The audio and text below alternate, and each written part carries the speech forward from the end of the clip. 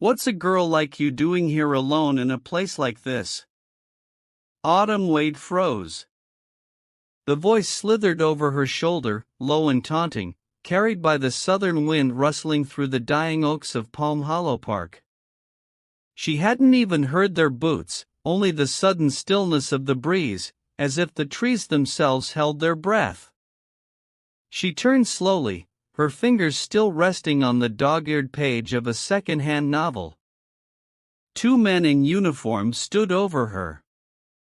One older, stockier, face leathered by sun and cynicism. The other younger, slim, shifting nervously like he wasn't sure if he was part of a joke or a threat. Officer Luke Breener grinned down at her. His badge gleamed in the dying light. Next to him, Officer Jim Slater avoided eye contact. "I'm just reading," Autumn said, her voice steadier than her hands. "I'm not doing anything wrong." "Depends," Breener said, stepping closer. "You got ID, sweetheart?" "Could be loitering. Could be casing the place. Never know these days." Autumn blinked. "This is a public park." "That's so," he chuckled. "Funny how some folks think public means they get to sit around looking pretty and wasting space." She reached for her tote bag, moving slowly, deliberately. "I have ID if you need it." Breener ignored the gesture. "Nah, I think we'll just do a visual inspection." Then, swift as a snap, he used his baton to flick the hem of her dress upward. Air, skin, humiliation, it all happened in less than a second. Autumn gasped and jerked backward, clutching her skirt with both hands, color draining from her face. Her book dropped to the ground beside her boot. "What the hell is wrong with you?" she shouted, her voice cracking but not breaking. "You just assaulted me." "Assault?" Breener barked out a laugh. "Lighten up. We're just having a little fun. It's Sunday, ain't it?" Beside him, Officer Slater let out a strained chuckle, then quickly looked away. His Adam's apple bobbed nervously. He knew. He knew this had gone too far. Autumn stood, not because she felt strong, but because she refused to be small. "You think you can do this to anyone?" she said, eyes fixed on Breener. "You think you can get away with this?" "Not anyone," Breener smirked. "Just girls like you." The words hit like spit on a flame. Autumn's mind reeled, but her heart knew exactly what to do. She reached for her phone, not trembling, not panicking, just moving with quiet precision. And then she dialed. It rang twice. A voice answered. "Maya, I need you." There was silence on the line, then only one word. "Where?" "Palm Hollow, the bench near the east playground." "Don't move," came the reply. "I'll be there in 15. Autumn hung up. She didn't look at Breener. She didn't speak to Slater. She sat back down, folded her skirt over her knees, and stared out at the lake, her jaw tight, her eyes burning, not with fear, but with memory. Because Autumn Wade wasn't just some quiet girl in a park. She was someone who years ago had been pulled from a violent foster home by a black woman in a blue uniform named Maya Williams. She was someone who had once learned that fear doesn't end unless you confront it. And she was someone who had waited her whole life to stand up for herself. And 15 minutes from now, Justice was going to walk out of a dusty Dodge Charger with braided hair, mirrored sunglasses, and a badge that still meant something. But for now, she waited with a phone gripped like armor and dignity wrapped around her like tempered steel. The wind kept blowing, but not a single leaf dared fall for the strength in Autumn Wade's voice. Give her a like because that strength deserves to be seen from BUP stories. The Dodge Charger cut through the late afternoon light like a blade through fog. No sirens, no headlights, just the deep growling hum of a V8 engine coasting beneath the Spanish moss hanging low over the roads of Palm Hollow. Behind the wheel, Maya Williams didn't blink. She knew exactly where she was going. 15 minutes, that's what she told Autumn. She was ahead of schedule. Her uniform was half on, civilian jacket over a crisp navy shirt, badge clipped to her belt. Boots still dusted from the volunteer drill she'd run that morning at the academy. Her hair pulled into a tight braid twitched slightly as she checked her mirrors. But her mind wasn't in the car. It was with a girl who had once stared up at her from the floor of a filthy foster home, eyes too old for her face. That was 8 years ago. Back then, Autumn Wade was 12, rail-thin and silent, found crouched beside a broken radiator while the man who claimed to be her uncle screamed at the officers outside. Maya hadn't raised her voice. She hadn't even needed backup. She walked in, got on one knee, and simply said, "You don't have to stay here anymore." That moment had stayed with them both. Now Autumn was grown, but the quiver in her voice on the phone wasn't something Maya could ignore. And the words, "He lifted my skirt," had lit something cold and dangerous in Maya's gut. She turned off Chestnut and pulled into Palm Hollow Park through the service entrance, bypassing the main lot. The gravel crackled under her tires. Ahead through the trees, she spotted the bench and the girl. Autumn sat still, legs pressed tightly together, eyes fixed on the lake like it held answers. Her book lay forgotten at her feet. 2 officers loomed nearby, their posture too casual, too smug. Maya parked, killed the engine, and stepped out. She didn't slam the door. She didn't announce herself. She just walked, and every step she took sounded like a clock ticking down. When she reached the clearing, she stopped 10 feet from the 2 men. Her voice, when it came, didn't rise. It cut. Badge numbers. Now. Both officers turned. The older one, Breener, smirked, clearly amused. "Excuse me?" "I said," Maya repeated, enunciating each syllable like steel. "Badge numbers, name and number right now." Breener chuckled. "And who exactly are you, sweetheart?" Maya pulled her ID wallet from her hip and flipped it open. The gold shield of internal affairs gleamed. Sergeant Maya Williams. Off duty, but not off duty enough. Slater stiffened. "Ma'am, we were just quiet," Maya said without looking at him. "I'm not speaking to you yet." Breener's grin slipped slightly. "We were just checking on a loitering complaint." "Loitering?" Maya said, glancing at Autumn. "She's holding a book, not a crowbar." Breener shrugged. "We had reason to." "No, you had opportunity," Maya cut in. "Don't confuse the two." A small crowd had begun to gather near the playground edge. Parents, joggers, a couple of old-timers walking their dogs. Phones were already in hand. Maya took a step forward. "Did you touch her?" Breener's jaw clenched. "She's making things up." "Then you won't mind if I pull the park's surveillance footage or yours." She let that hang for half a second. "You are wearing your body cams, aren't you?" Breener said nothing. Slater, sweat beading now, mumbled, "Mine's charging back at the station." Maya turned to Autumn for the first time since arriving. "You okay?" Autumn nodded, but it was the kind of nod people give when they're holding back an earthquake.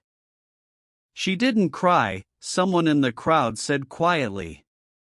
"She just sat there, but I saw what he did." An older black man with a veteran's cap stepped forward. He flipped her dress up. "Thought it was funny." Maya looked at Breener again. "Badge number." He didn't answer. So, she pulled out her phone, opened the voice recorder, and held it up. "Let the record show officer refusing to provide identification, suspected misconduct, incident timestamped and witnessed." Still nothing. Then Autumn stood. She stepped forward, her voice quiet but clear. "His name is Luke Breener. Badge 31,478. His partner is James Slater. Badge 30,952. I memorized them while they laughed." Maya nodded once. "Good." She turned to the crowd. "Anyone who saw what happened, please stay. IA officers will be here within 20. Your statements matter." Slater looked like he wanted to melt into the grass. Breener was seething, jaw clenched so tight a vein in his neck bulged. "Anything else you want to say, Officer Breener?" He glared. "You're going to regret making this a show." Maya stepped closer, so close he could see the reflection of himself in her aviators.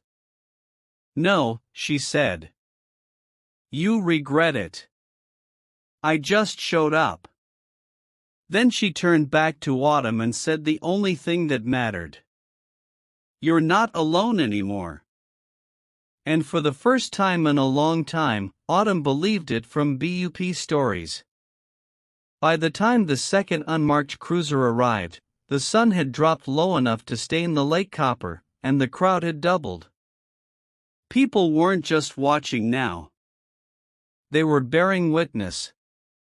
Maya Williams stood in the center of it all, calm, anchored, immovable. Her presence wasn't loud. It was heavy, like iron sunk deep into the earth. The IA officers stepped out of the car, both in plain clothes, but clearly marked by the tension that followed them. One of them, a sharp-eyed Latina named Detective Rowena Fields, approached with clipped steps and a clipboard. "We received the call. I'm immobilized. Who's lead here?" Maya didn't flinch. "Me." Fields nodded. "Witnesses?" "Plenty," Maya replied, nodding toward the semicircle of onlookers forming a silent wall around the scene. "Start with the vet in the cap." He saw the moment it happened. Fields turned to her partner, murmured instructions, then looked toward Autumn. "You okay to give a preliminary?" Autumn looked at Maya first. When Maya gave the barest nod, Autumn spoke, not meekly, not theatrically, just truthfully. "I was sitting reading." He approached, made comments about how I looked, then said he wanted to do a visual inspection. I didn't understand, her throat tightened. He used his baton, lifted my skirt. It wasn't random. It was meant to humiliate me. Silence blanketed the space for a moment, heavier than any shout. Then someone behind the crowd whispered, "She's braver than I've ever been." Maya stepped forward again. She faced Breener and Slater, this time without ceremony.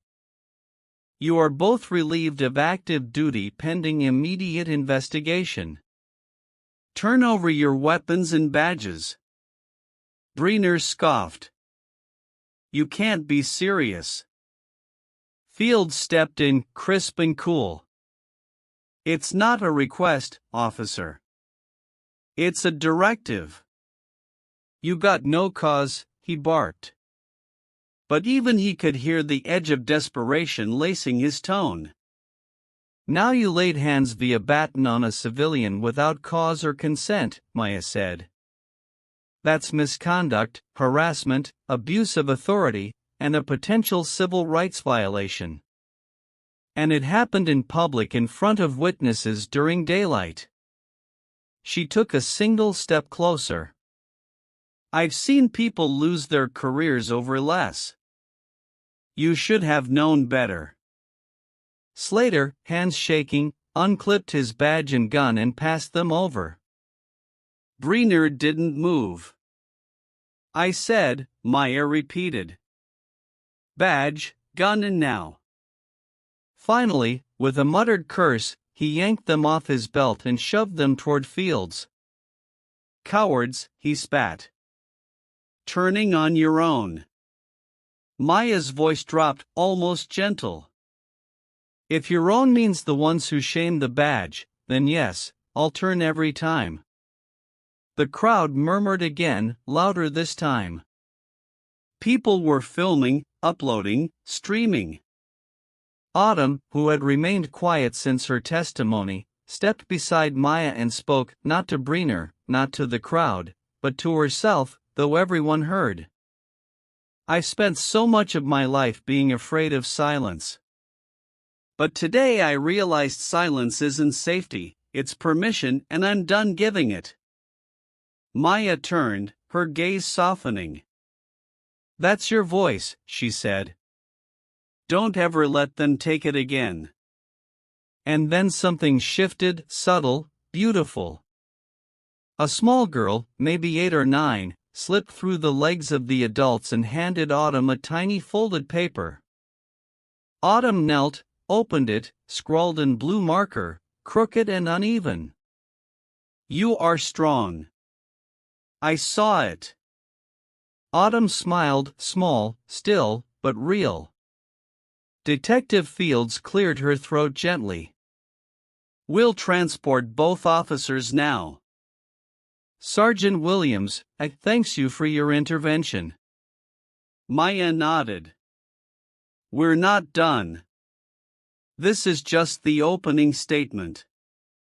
As the disgraced officers were led away, one of the older women in the crowd called out, God bless you, baby, to Autumn. Another shouted, that's what justice ought to look like. And Maya, she didn't bask. She didn't gloat. She just stood tall beside the girl she once rescued, now standing on her own. Because this wasn't the end. It was the line in the sand, and they had just crossed it together from BUP stories. The precinct walls were too white, too clean, sterile like a hospital, but without the mercy. The moment Sergeant Maya Williams stepped through the lobby of the 9th District Station, the temperature dropped, not literally, but in posture, in silence, in eyes that lingered too long. She was wearing her full uniform now, hair in regulation bun, badge polished, body cam blinking softly. Her presence was not welcomed, and she knew it. They didn't like that she brought one of their own in. They liked even less that she was right. Detective Rowena Fields trailed behind her, carrying a sealed evidence bag that held the confiscated weapons and badges of Officers Breener and Slater. They passed a bulletin board where the Officer of the Month still bore Breener's photograph. It would be gone by morning. Captain J.T. Moreland met them outside the interview room. He was in his 60s with a limp from a blown knee in Newark back in '94 and a tolerance for nonsense that hovered around zero. Tell me you've got it clean, he said under his breath. Maya's reply was razor sharp. We've got video, witnesses, a minor who recorded the aftermath, and a decorated veteran who testified on the spot. It's clean. Moreland let out a slow exhale, rubbed the bridge of his nose. The union's already blowing up my phone. You just made enemies of half this department. Maya didn't blink. Then I'll know which half needs watching. He gave her a look, half weary, half respect, then opened the door to the briefing room. Inside sat 2 desks, one for Slater, empty. He'd asked for time before his initial statement. The other was occupied. Autumn Wade sat across from an IA officer, her posture upright, hands clasped in her lap. She looked like someone older than her age, like someone who'd had to grow up in a single afternoon. Maya stepped in and gently cleared her throat. You okay? Autumn turned, and this time, when she nodded, there was steel behind it. I'm ready. The IA officer handed Maya a folder. Inside were transcribed statements, time-stamped photographs, and a copy of the footage from Maya's body cam. It's enough to open a misconduct investigation without delay, the officer said. But the district attorney wants more. More? Maya arched an eyebrow. They want a confession. They want a pattern. Maya tapped her finger on the folder. Then I'll give them one. That afternoon, she sat alone in her office, combing through old reports. She didn't trust the internal database to flag what needed to be found. So, she did it the old way: paper trails, complaint forms, review boards that couldn't verify testimonies from black and brown women too afraid or too poor to fight back. Then she saw it. Sharon McBride, 2018. Complaint: inappropriate body search by Officer Luke Breener during routine stop. Closed due to insufficient evidence. She pulled the file, dialed a number she had no business remembering, and waited. Hello, this is Sergeant Maya Williams. I'm calling regarding a complaint you filed in 2018. The voice on the other end stiffened. I was told nothing could be done. Well, Maya said slowly. The people who told you that didn't have what I have now. Silence. Then, what do you need? Your truth, Maya answered. And maybe your courage. Back at the station, Slater finally reappeared, pale, sweaty, like a man crawling out from under guilt. I didn't touch her, he said, voice shaky. But I didn't stop him either. I laughed like it was just a joke. Maya looked at him, not with anger, but with a sad kind of clarity. Do you understand what your silence cost her? He nodded. Yes, ma'am. Then don't waste it. Speak. He did. Everything. The jokes in the locker room. The way Breener targeted women he thought had no connections. The patterns. The nights they drank after rough calls. He gave names, dates, places, enough to connect 3 previous complaints and paint a picture no defense attorney could whitewash. By nightfall, Maya stood in front of the City Oversight Committee with a thumb drive in hand and a statement that made the room fall to pins and needles. Justice doesn't arrive with fanfare, she said. It arrives because someone refuses to look away.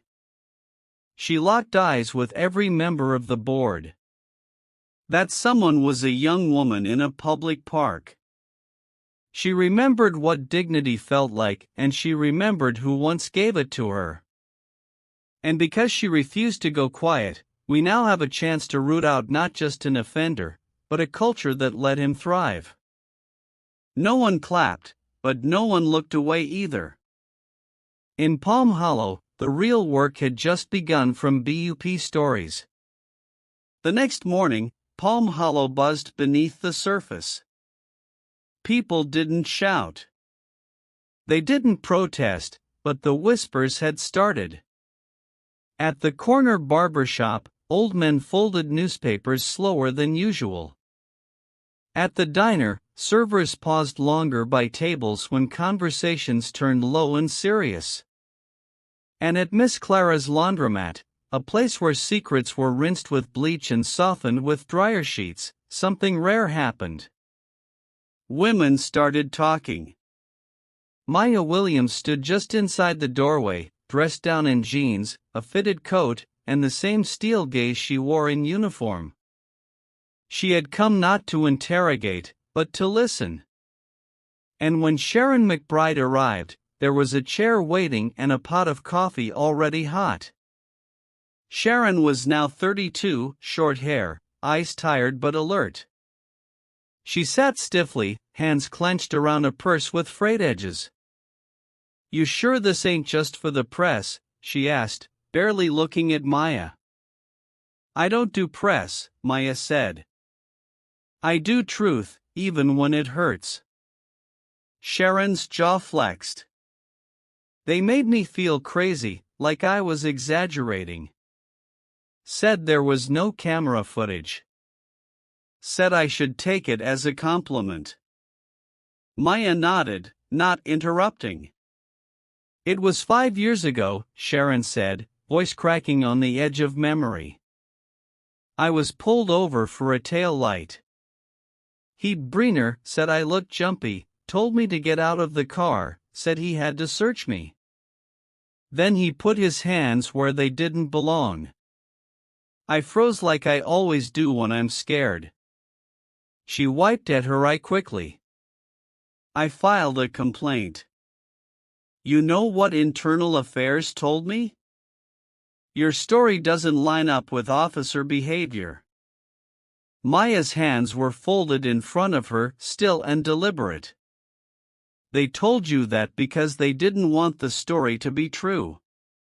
Sharon looked up. "Why now? Why are they listening now?"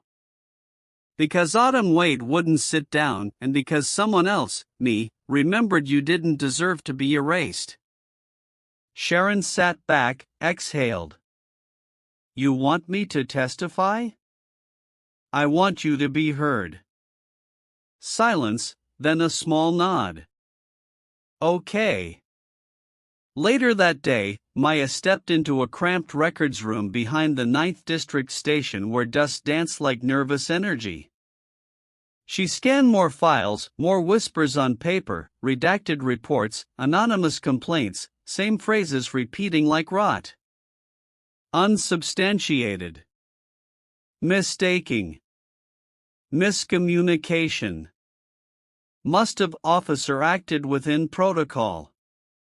But the names started repeating too. Luke Breener. Luke Breener. Luke Breener. She was building not a case, but a pattern.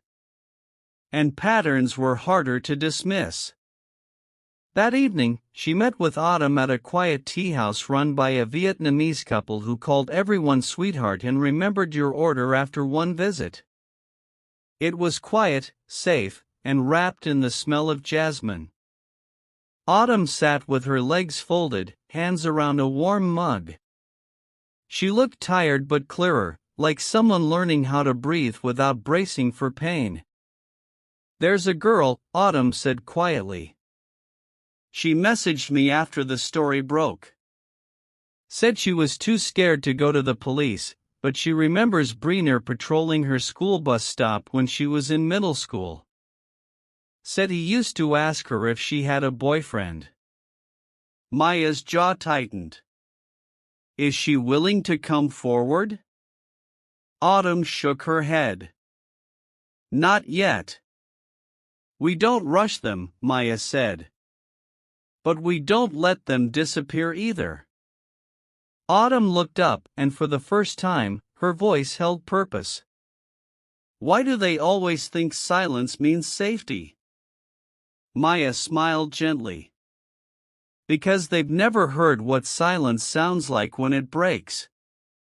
That night, Maya stood in front of a corkboard in her small apartment.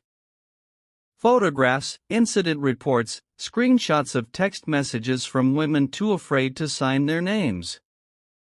And in the center, the word pattern, red yarn stretched between pins: Sharon, Autumn, the bus stop girl, Slater's confession, the veteran's witness. One truth linked them all. Breener didn't slip. He hunted, and the system, it held the door open for him. She took a push pin, marked the next lead. Then she stood back, ice fierce. Palm Hollow thought it was whispering, but it had just begun to roar from BUP stories. Palm Hollow City Hall never felt like a place where truth belonged. With its marble floors and polished brass railings, it seemed more designed to silence voices than amplify them. But that morning, as the council chamber slowly filled, truth came anyway, on quiet feet, in calm voices, through the trembling hands of women who had waited far too long to be believed. Autumn Wade sat near the front, her back straight despite the tremor in her fingertips. She wasn't here to relive pain. She was here to break a wall, to make sure no one else had to sit where she had sat alone on that park bench, unsure if anyone would believe what had just happened to her. Beside her, Sharon McBride held her own story like a burning coal, knowing it could finally light something greater than grief. At the far side of the room, Sergeant Maya Williams leaned against the back wall, not as a speaker today, but as a guardian. Her presence was quiet, unshakable. She didn't need to be at the podium. Her work was already woven into the room, into every document submitted, every witness listed, every tape cued to play. The council chairwoman, a black woman in her late 60s named Elaine Brower, adjusted her glasses and called the hearing to order. Her tone was firm, grandmotherly, and tired of excuses. We're here today to review misconduct allegations within the 9th District. This is not a trial, but it is a reckoning. Autumn was the first to speak. Her voice was steady. He didn't yell, she said. He didn't use force. That's what made it worse. He smiled. He made it seem like what he did to me was normal. She paused, then added, I stayed quiet because I didn't think anyone would care. But then Maya showed up, and I remembered that sometimes justice isn't loud. Sometimes it just shows up and refuses to leave. The room was still. Sharon followed. He pulled me over 5 years ago, she said. Told me I looked jumpy. Asked me if I was hiding anything under my clothes. Then he made me step out, and he searched me in a way that made me feel like less than a person. I filed a complaint. They said I was exaggerating. Her voice shook, but she didn't stop. I wasn't. Behind her, a woman in a red blouse stood up. Then another and another. I remember him from the high school, one said. He used to stand too close. He asked for my number while I was waiting for the bus. I was 13. I didn't come forward because I thought it wouldn't matter. Maya stood now not to speak, but to place a folder on the council table. Inside over a dozen affidavits, time-stamped complaints, and a transcribed confession from Officer Slater. Chairwoman Brower looked through it in silence. Then she looked up. For years, she said, these halls dismissed patterns as coincidences. That ends today. A murmur of assent swept the room, not loud, but full of weight. The kind of sound that means something just shifted. Outside, reporters pressed against the glass. Palm Hollow was listening. Now, after the hearing, Maya walked with Autumn down the front steps. They didn't speak until they reached the sidewalk. "That was brave," Maya said quietly. Autumn shook her head. "No, that was overdue." Maya paused, then asked, "How do you feel?" Autumn looked out over the city, the skyline softened by morning haze, and for the first time in days, maybe years, her answer came with clarity. "Like I'm finally standing in my own name." Maya gave a slow nod. "That's the first break," she said.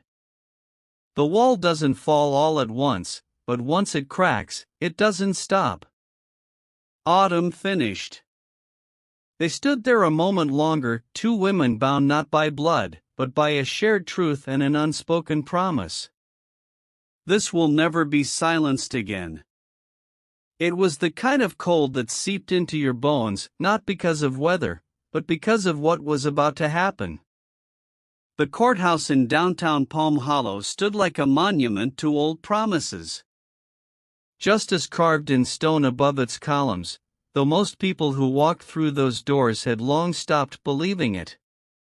But today, something different was in the air, not hope, accountability, sharper, hungrier. Inside courtroom 3B, every seat was taken. Reporters lined the back wall. Notepads, screens dimmed to silent mode. Survivors sat shoulder to shoulder, some who had spoken, some who still couldn't, but all here watching.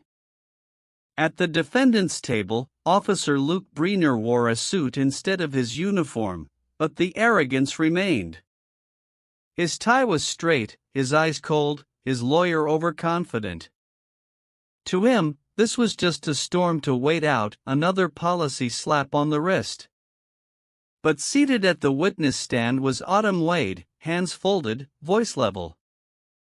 "I was reading," she said. "He asked for my ID, and before I could respond, he used his baton to lift my dress." She paused. No dramatics, just truth. He smirked like it was funny, like I didn't matter. The courtroom held its breath. The defense attorney leaned forward. "Miss Wade, did he physically touch you?" "No," Autumn answered clearly. "He didn't need to. What he did was an act of domination, of humiliation. He didn't have to touch skin to leave bruises." A ripple of tension passed through the room, the kind that didn't need a gavel to echo. Next was Sharon McBride, calm and composed in a soft gray sweater. She didn't cry. She didn't falter. "I filed a complaint 5 years ago," she said. "They dismissed it, but the truth hasn't changed." The defense objected. "Irrelevant history." The judge overruled. "Pattern is admissible." Slater followed, clean-cut now, nervous but resolute. "I laughed when it happened," he admitted. "Because I didn't know what else to do. I was scared of him. But that doesn't excuse it. I failed to protect her. I failed my badge." The prosecutor, a middle-aged black woman named Reva Langston, closed with firm grace. "This case is not about a single incident," she said. "It's about a man who used his badge to prey on the vulnerable, who believed women without power had no voice. But he was wrong, and today you, the jury, have a chance to prove it." Breener never took the stand. His lawyer advised against it because even he knew the mask was already cracking.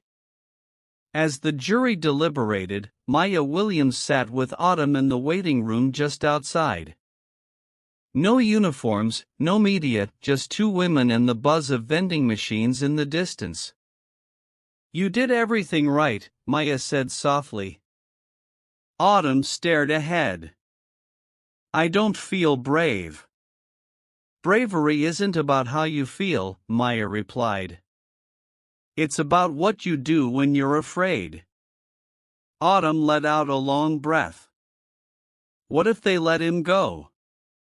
Maya didn't sugarcoat. They might, but even if they do, the silence around him is gone. He'll never hide in the shadows again. The door opened. Everyone rose as the jury returned. 12 faces. A paper handed to the bailiff. Passed to the judge. She read it aloud. On the charge of misconduct under color of authority, guilty. On the charge of harassment with intent to degrade, guilty. On the charge of abuse of power, guilty. Autumn didn't react, not right away. Her hands simply unclenched, fingers relaxing, as if they'd been holding breath for years. Briner didn't look at her. He didn't have the spine, but Maya did. She looked directly at him as he was cuffed, her expression unreadable. Then she turned back to Autumn. You stood, she said quietly, and the world moved. Outside the courthouse, the sky had turned gold, not triumph, not celebration, just light. And it was enough. The sound of the cuffs wasn't loud. It was the absence of protest. The silence of a man who realized the performance was over. That spoke volumes. Officer Luke Briner, once the untouchable face of the 9th District, now walked out of courtroom 3B with his wrists shackled and his gaze hollow. The reporters swarmed outside like gulls, sensing the scent of rot, but he didn't speak. His pride had vanished long before the verdict was read. Inside, the room remained suspended in something too heavy to be called relief, not joy, not triumph, just release. Autumn Wade sat back in her chair, breathing slow and deep like someone adjusting to a new kind of air. Her hand clutched the folded note from the little girl in the red dress, the one who had watched her testify 2 days ago. Scrawled in marker. You're the reason I believe girls can be brave. Maya Williams stood near the exit, arms folded, face unreadable. She'd seen convictions before. She'd seen guilty men walk. But this one hit different, not because it was rare, but because it had required ordinary people to do extraordinary things just to make truth visible. Next to her, Detective Rowena Fields removed her glasses and whispered, 18 months. You think it's enough? Maya didn't flinch. It's not about the time, it's about the stain. His badge won't ever shine again. Outside, Officer Jim Slater exited a separate side door accompanied by Internal Affairs. He had taken a plea, suspended sentence, demotion, permanent removal from patrol duty, and mandatory testimony in future misconduct cases. Some called it a deal, others called it justice with teeth dulled down. Slater stopped as he passed Maya. I don't expect forgiveness, he said quietly. But I hope what I said helped. Maya studied him, her expression neither cold nor forgiving, just real. You didn't save her, she said. But you stopped lying. That's a start. He nodded and walked away. Later that evening, Maya and Autumn returned to the park, not for ceremony, not for symbolism, just because the place where it began deserved to be seen in a new light. They walked slowly past the bench where it had happened. Autumn traced the worn wooden armrest with her fingertips.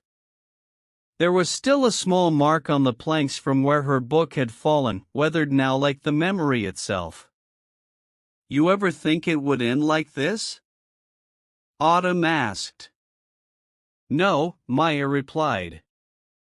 But I never thought you'd be the one to finish it either.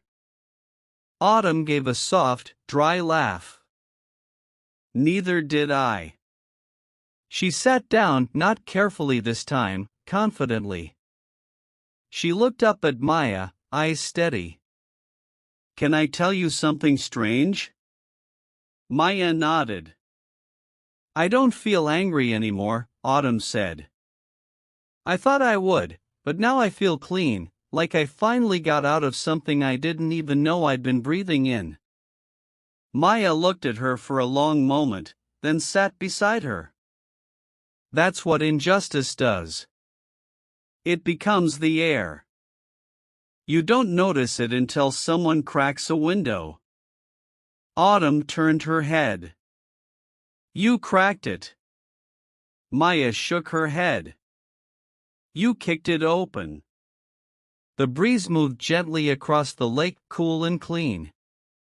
I'd been thinking, Autumn said after a while. What if we created something like a space for girls like me, for women like Sharon, even ones who aren't ready yet? A place to breathe, to speak. Maya smiled, not wide, but real. What would you call it? Autumn stared ahead, thoughtful. Maybe the stand, because that's all I really did. I stood. Maya nodded slowly, and it shook the ground. In the distance, the street lights blinked on one by one, casting a golden path home. Behind them, the bench remained quiet, ordinary, unchanged. But they had changed, and nothing about that was small from BUP stories. 3 weeks after the verdict, the leaves in Palm Hollow had begun to turn. The great maple at the center of the park, once barren and different, now blazed a soft orange, shedding like it was letting go of something heavy. Autumn Wade sat beneath it on the same bench where everything had begun. But she wasn't alone. Children laughed in the distance. Joggers passed by. Life moved. And this time she felt like she was in it, not just watching from behind the glass. She held a folder in her lap, creased and full of notes. On the cover, hand-drawn in black marker, were 3 words. The Silent Stand. A soft voice pulled her out of thought. You really named it that? Maya Williams asked as she approached, a paper cup of coffee in each hand. Autumn looked up and smiled. It was never silent.